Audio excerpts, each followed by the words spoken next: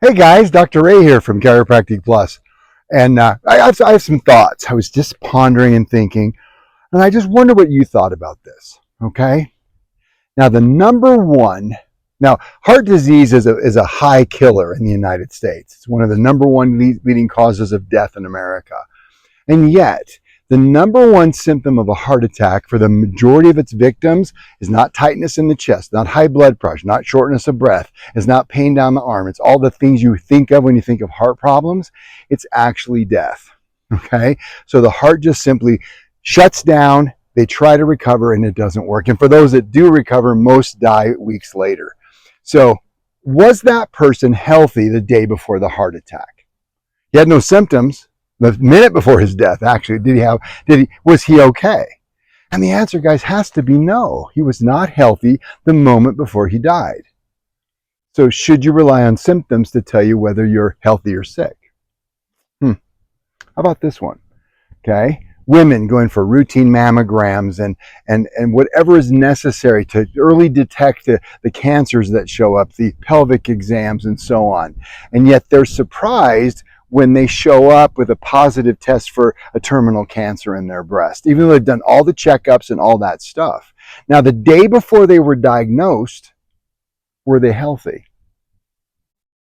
I don't think so. The tumor was there, it just wasn't manifesting symptoms, and it wasn't big enough for the doctor to find.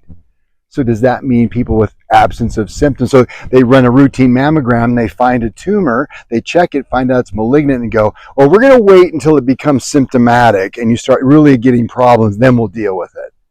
Well, that would be silly, wouldn't it? And yet, was that patient healthy or sick before the diagnosis? Thoughts, right? Okay. You see, these things, they crop up inside of us, and yet we don't ponder that like we should. So the whole idea is to remain healthy, right? But what's the definition of health? What's the absence of symptoms? Is it? Is it the absence of disease? Is it? Right? Until the diagnosis, the day before the diagnosis, were they healthy or sick? They were sick. And they didn't have any symptoms, and yet they were still not healthy. So can we use those as a good definition? My answer is no. Okay? And the answer is this. Health is more than just the absence of disease and infirmity, which means sickness, but it's the restoration of fully functioning body, a healthy functioning body. And what organ inside of our body controls all the functions? When are we declared clinically dead? It's not when the heart stops, because they can restart those. That's what we discussed earlier in this video. But once your brain waves stop, you're cooked. You're done. But see, it's that brain that coordinates and controls all this body function. You see, the body talks to the brain through this clean nervous system, and the brain activates the necessary resources so the body can live, be, and express health. So how do you know when you're healthy? When your nervous system is optimized and there's no interference between this communication network. And what is that? Well, see, the problem is the bones are there, the spinal bones, your vertebrae are there to protect this delicate nervous system. But they become the nemesis. They become the problem maker when they get out of alignment. And sadly, it takes a lot of pressure before you start expressing those symptoms, right? You have to lose a majority of your health before you start expressing symptoms. So the bottom line is we want to make sure that nervous system is perfect. Now, how do we know that?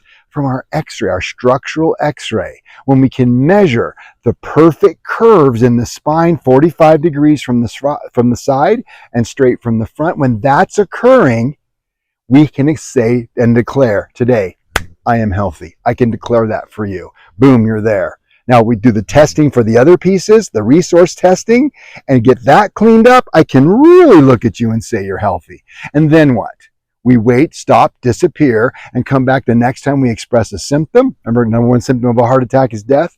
Number one symptom of the diagnosed with cancer the day before, the tumor was still there, right? So the idea is, do you really, how about, let's use diabetes as an example, okay?